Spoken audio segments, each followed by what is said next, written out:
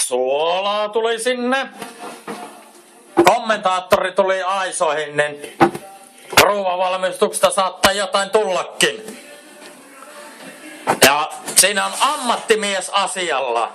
Ne hommat sujuu. Paistin pannuja 2 kappalein. Paistinpannut mielellään levylle laitellaan. Ja tämä on erikoistilaisuus, kun meillä on ihan 2 paistinpannua. Tätä näkee harvoin.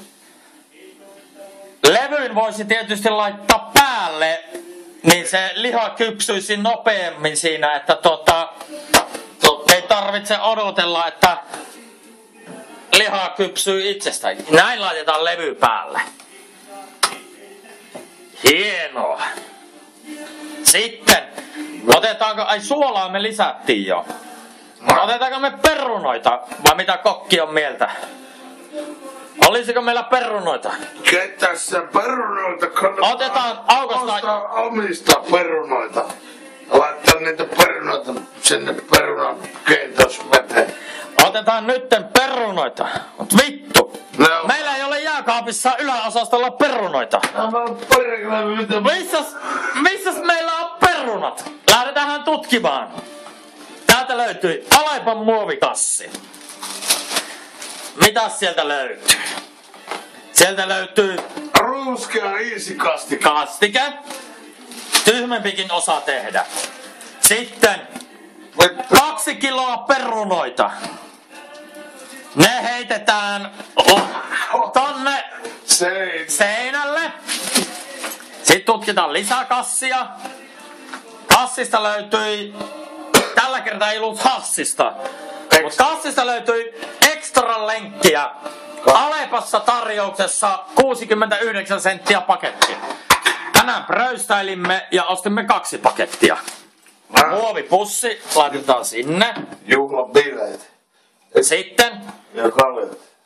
kokki ottaa huikkaa. Sitten rupeaa tuoksumaan läski. Ja sen olen minä, joka tuoksuu täällä. Eli sitten otetaan kaapista lisää tarvikkeita. Ilmeisesti suolaa. Tuplavoltilla. Ja täältä, mitäs täältä laitetaan? Ei laitetakaan sitä. Keikun. Mitäs me laitetaan? Jääkaapille taas mentiin. Ylläri. Löydettiin. Mitäs siinä on? Näytätkö tänne ennen kuin lorautat? Tietää kanssa katsojamme. Laitoimme X-Extran rypsiöljyä pannulle noin luraus per pannu. Sitten heiluttelemme pannua. Taitavampi voi lorautella rypsiöljyä pannusta toiseen. Sitten etsimme työvälineitä. Lasta. Paremmissa piireissä, joo, se on ihan hyvä lasta. Nyt kuvaaja joutuu ottamaan tämmöisen lastan. Ja nyt on joku, onkohan toi vispilä vai? Mutta tämä on puloajan vispilä vissiin tällä taloudessa tällä hetkellä, että kuvaaja sai kapustan käteen, mutta kuvaaja ei tiedä mitä vittu me tällä teen. Ja kommentaattorilla on puukon tapainen noin viiletään makkarapaketti auki. Lenkki tiskillä. Sitten, siellä roiskuu jotain nestettä. Toinen lenkki auki, keklulla miehekkästi. Ja paketti auki. Lenkki siihen. Ja vielä pitäisi olla 1, jos ei syönyt kokki. Siinä on 4 isoa jöötiä. Sitten tarkoituksena olisi kuoria noin makkarat. Ja se tapahtuu seuraavasti. Katsokaa. Noin. Ja ei tarvitse pelätä, ei pureja. Käsitelty on. Noin, kuoritaan. Kuoret mielellään heitellään tonne ei lattioille. siinä. Välillä voi maistella niitä sattumia sieltä kuorien välistä. Sitten kuoritaan. Tuo on niinkö makkarasta, kun ottaa kuorta pois, niin se on sama kuin kondomia käyttäisi. Eli nykyiselle suomalaiselle miehelle ei kovin tuttu asia. Periaatteessa se pitäisi näin päin tästä näin. Kivasti. Joka tehdään sitten. Vittu, kun täällä on kaikki niittää. Mitä helvettiä? Mä en ikinä perseestä. Näitä on näköjään niittautu näitä Alepan makkaroita pirullessaan. Joku kusipää vittu on käynyt täällä vittu. Nää pitää avoleikata. Ja meillä rupeaa pannut käryämään. Ja vittu. Kuvaajan silmiin käy helvetinmoinen käry. Vittu kun täällä ei tapahdu. Meillä kärymää pannut ja mitä ei tapahdu, vitunmonen savu nousee. No vankos perkele kun yksi täällä heiluu. Mutta onneksi asumme kaupungin kerrostalossa. Kaupungilla luulisi olevan hyvä palovakuutus. Joo. Ja nyt pyydämme toista kokkia tuolta. Ja paistipannu voi sammuttaa heittämällä sen lavuaariin. Kutsumme nyt ton toisen kokin. Jukka, tänne! Olen yksinäinen. Jukka! Kämppä palaa! Niin. Lavuaari savuaa.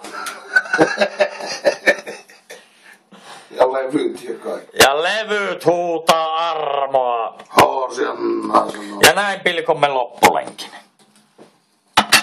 Näin se käy, kun on ammattimies asialla. Ja todellakin varsinainen Masterchef munankuorintaohje. Minä leikkaamme munasta irti. No.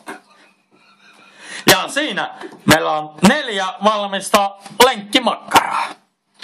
Seuraava operaatio ilmeisesti olisi, nyt sanon itse, mutta kokilta lupaa kyselemättä, ilmeisesti tarkoituksenamme on pilkkoa makkarat. Ja se tapahtuu näin.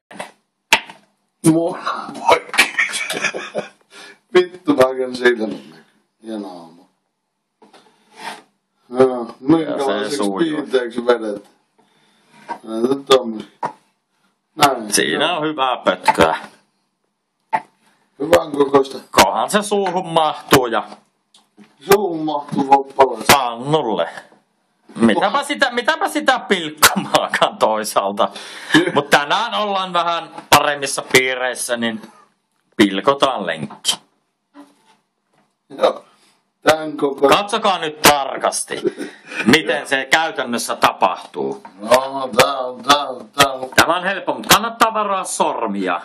Veitsi on yleensä terävä, mutta meillä ei ole tällä hetkellä käytössä kuin ruosteinen punakahvanen mora. Ja tällä ei ole aikaiseksi vittu mitään. Lenkit puolittuu hyvin sujuvasti. Tässähän tulee ihan nälkäkin tommosta paremman piirin kokkailua katselee. Mut mitäkäs tänne meidän perunavedelle kuuluu? Ei kiehu. Ei kiehu. Onko meillä levy päällä? On päällä. Meillä on levy päällä. Kokki maistelee ensimmäisen evään. Kuvaaja tekee saman homman. Ottaa sitä nakkipalan. Tuo nyt sieltä tänne. Hyvä! Syötävää! Lähde. Nyt me laitamme paussin hetkeksi.